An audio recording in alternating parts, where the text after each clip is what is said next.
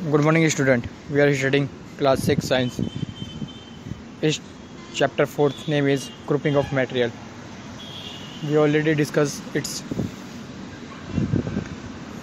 first page in previous video. We discuss in next page in this video. Okay, so listen carefully.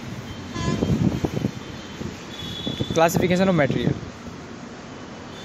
Classification of material जो है इसका मतलब है classification का कि जो आपके मटेरियल्स हैं उनकी क्या क्या क्लासिफिकेशन है, मतलब किस तरह से हैं, जैसे नॉन लिविंग है, लिविंग है, ठीक है। तो देख लेते हैं। ग्रुपिंग टुगेदर और things having similar properties is called classification. इसका मतलब है कि जो ग्रुपिंग करी जाती है, जो सारे थिंग्स हैं, ठीक है, उनके सिमिलर प्रॉपर्टी के अकॉर्डिंग उनको रखा जाता है। जैसे जैसे उनकी प्रॉपर्टीज़ होती हैं उनके अकॉर्डिंग उन्हें रखा जाता है।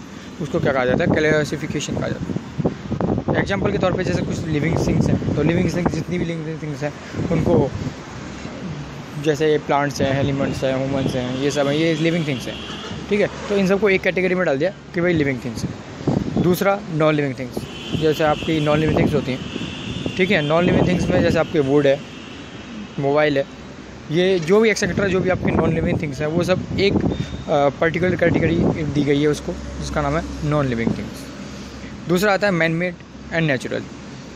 नेचुरल जो आपको नेचर के द्वारा मिलते हैं, और मैन मेड जो हमारे द्वारा बनाए जाते हैं, ठीक है। नेचर के द्वारा जैसे वाटर, सनलाइट, ठीक, ये नेचर के द्वारा मिलते हैं, इसलिए इन्हें नेचर की कैटेगरी में डाल दिया, नेचुरल कैटेगरी में डाल दिया, ठीक है। और जो मैन मेड जैसे हमारे ब्रिज, हाउसेस और ये सब जो भी कार, ठीक है, ट्रांसपोर्ट्स, ये सब मैन मेड द्वारा बनाए गए हैं, तो इसलिए मैन मेड थिंग्स हो गए। ओके। सॉलिड लिक्विड, अब जैसे सॉलिड लिक्विड है, गैस, कौन सी चीज़ सॉलिड है, कौन सी लिक्विड है, कौन सी गैस है, ये तो आप देखो सॉलिड लिक्विड गैस के बारे में तो आप छोटे से पढ़ते आ रहे हो कि सॉलिड क्या सब्सटेंस होते हैं, लिक्विड क्या होते हैं और गैसेस क्या होती हैं, ठीक है। ऐसे ही आपके बहुत सारी। तो इन चीज़ों को ध्यान में रखते हुए क्या करा है, इनकी कैटेगरी क्लासिफिकेशन करा गया कि भाई जो सिमिलर प्रॉपर्टी है इनकी, उसके अकॉर्डिंग इन्हें रखा गया, ठीक है ना। अब हम बात करते हैं अपीयरेंस की। अपीयरेंस मतलब कि वो दिखने में कैसे लगते हैं, ठीक है। तो material look different from each other. Plastic looks different from paper, paper appear different from would, iron looks different from aluminium and so on. There may be certain similarities between iron and aluminum which may not be present in plastic. We can thus classify material on the basis of appearance. ठीक है, देखिए appearance मैंने आपको जैसे बताया कि ये हर जो सारे मटेरियल्स हैं, ठीक है, सब मटेरियल्स एक दूसरे से अलग दिखाई देते हैं। जैसे प्लास्टिक है वो पेपर से अलग दिखाई देगा, भाई प्लास्टिक को पेपर में दोनों में डिफरेंस है, ठीक है। पेपर वुड से अलग दिखाई देगा, और आयरन जो है एल्युमिनियम से अलग दिखाई देगा, और एंड सो ऑन, ठीक है। मगर कुछ सर्टेन एक्टिविटीज़ हैं, सर्टेन प्रॉपर्टीज़ हैं, सिमिलर प्रॉपर्टीज़ होती हैं किसके बीच में, आयरन और एल्युमिनियम के बीच में। सिमिलर प्रॉपर्टीज़ क्या है भाई, आयरन भी इलेक्ट्रिसिटी कंडक्ट कर सकता है और एल्युमिनियम भी इलेक्ट्रिसिटी कंडक्ट कर सकता है। तो कुछ सिमिलर प्रॉपर्टीज़ भी हैं जिनके द्वारा इन्हें क्लासीफाई किया जाता है, ठीक है। तो ये प्रॉपर्टी जो है क्लासीफाई की गई है किसमें, अपीयरेंस में। ओके। अब आता है लश्यर। लश्यर होता है कि वो कितने शाइनी होते हैं, शाइनी अपीयरेंस होती है, इनमें नहीं होती है, ठीक है। Those material which have shiny appearance are said to have lustre. Metal like silver and gold have a shine, whereas wood does not have a that much shine. Similarly synthetic clothes have a shine, whereas woolen clothes do not have a shine. Those materials which have dull appearance are said to have no luster. It is generally seen that metals like aluminum, iron, copper, silver and gold show luster. Wood and paper being non-metals do not show luster. समझ लो इसको। इसमें क्या है कि ऐसे materials जो shiny appearance करते हैं, शाइनी मतलब चमकते हैं, उनको क्या कहा जाता है, लश्चर कहा जाता है। क्या कहा जाता है, लश्चर कहा जाता है। जैसे कुछ मेटल्स हैं, सिल्वर है, गोल्ड है। देखो भाई गोल्ड क्यों खरीदा जाता है, आप देखते हो हर किसी को गोल्ड पसंद आता है, आता है। तो भाई गोल्ड का कारण क्या है कि गोल्ड उसमें शाइनी अपीयरेंस होती है इसकी। शाइनी मतलब बहुत अच्छा चमकता है, इसलिए लोग उसे गोल्ड की ज्वेलरी बना लेते हैं।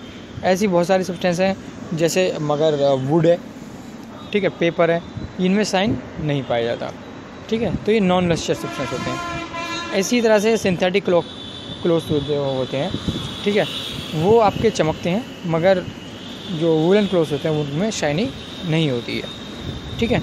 मगर ऐसे कुछ सब्सटेंस जो जिनमें डल अपीयरेंस होती है, मतलब जो शाइनी नहीं होते, उनको नॉन लस्टर सब्सटेंस कहा जाता है। क्या कहा जाता है? नॉन लस्टर सब्सटेंस कहा जाता है, ठीक है। जैसे एल्युमिनियम है, आयरन है, कॉपर है, सिल्वर है, गोल्ड है, ये सब जो है लस्टर हैं। और वुड और पेपर जो है ये लस्टर नहीं है, शो लस्टर मतलब अपीयरेंस नहीं करते, ठीक है, शाइनी अपीयरेंस नहीं करते। समझ आ गया? सब मटेरियल, जैसे कुछ मटेरियल हैं जो शाइन एंड अपीयरेंस, जो शाइन भी होते हैं और डल भी होते हैं, ठीक है। जैसे when expose to air and moisture, जब मॉइस्चर और एयर की प्रेजेंस में आ जाते हैं तो शाइनी तो होते हैं मगर डल हो जाते हैं, ठीक है। जैसे आयरन है, वो डल हो जाता है कब? जब उसे आप क्या करोगे, जब आपने देखा होगा एयर और मॉइस्चर की वो प्रेजेंस में आ जाता है तो उसमें रस्ट लग जाता है। रस्ट तो जानते हो, जंक, ठीक है, देखा होगा आयरन को जंक लगते हुए। मगर अगर हम उसमें जंक, उसको जहाँ पे वो जंक लगा, अगर हम उसे सैंड से रगड़ें, किसे? सैंड से, जहाँ पे वो लश्कर वो थोड़ा डल हो चुका है, अगर हम उसे सैंड से रब करेंगे तो क्या होगा कि उसकी अपीयरेंस जो है वापस आ जाती है, ठीक है। जो टॉप लेयर है वो रिमूव हो जाती है और अपीयरेंस जो है वो वापस आ जाती है और लश्कर हो जाता है, ठीक है। अब जैसे therefore to see whether a material is lustre और नॉट, कैसे पता करोगे कि कौन सा मटेरियल लश्कर है या लश्कर नहीं है? तो we must observe freshly cut surface of the material. तो हमें क्या करना होगा? सबसे पहले हमें उसकी जो सरफेस है ना उसको कट कर दो, उससे पता चल जाएगा कि वो सब्सटेंस जो है शाइनी है या नॉन शाइनी, ठीक है। Material can thus be divided on the basis of lustre, इसको कहते हैं कि लश्कर की प्रोसेस कही जाती है। अब आता है हार्डनेस एंड सॉफ्टनेस। अब कौन सा सब्सटेंस कितना हार्ड है, कितना सॉफ्ट है, ये चीज़ भी देखी जाती है कि कितनी हार्डनेस है उसके अंदर और कितने सब्सटेंस के अंदर कितनी सॉफ्टनेस है। तो different material feel different when you touch them. जब आप टच करते हो किसी भी अलग अलग सब्सटेंस को, आप टच करते हो तो टच करने पे आपको क्या पता चलता है कि कौन सब्सटेंस हार्ड है। जैसे आयरन है, आयरन को पकड़ोगे तो और टच करने से वो दबता नहीं है, स्पॉन्गी नहीं होता, तो वो हार्ड हो गया, ठीक है। अब आपने क्या करा, एक बॉल ले ली, स्पॉन्गी बॉल, और उसको दबा दिया तो क्या हो गया? या कॉटन ले लिया, कॉटन जो रुई होती है उसको ले लिया, तो क्या होगा? वो ईजिली क्या होगी? कंप्रेस हो जाएगी, मगर आयरन कंप्रेस नहीं होगा। तो ये हार्डनेस और सॉफ्टनेस की प्रॉपर्टी होती है, ओके। सब्सटेंस जब तक हम, अगर वो सब्सटेंस, कोई भी सब्सटेंस कंप्रेस हो रहा है, कंप्रेस मतलब आप उसे ईजिली दबा पा रहे हो, ठीक है, तो वो उसमें सॉफ्टनेस पाई जाएगी। और अगर वो सब्सटेंस कंप्रेस नहीं हो रहा है तो उसमें क्या पाई जाएगी? हार्डनेस पाई जाएगी, ठीक है। जैसा कि इसमें दिखाया भी है, यहाँ पे देखो, अब ये चीज़ लाइन, ये पैरा है, इसमें 3-4 लाइन में दिखाया भी है। देखो वूल और स्पॉन्ग के बारे में पता है, ठीक है, कि सॉफ्ट मटेरियल है और आयरन और ये जो है स्टोन जो है ये आपके प्रेस करने पे हार्ड सब्सटेंस बनते हैं। समझ आ गया? ओके।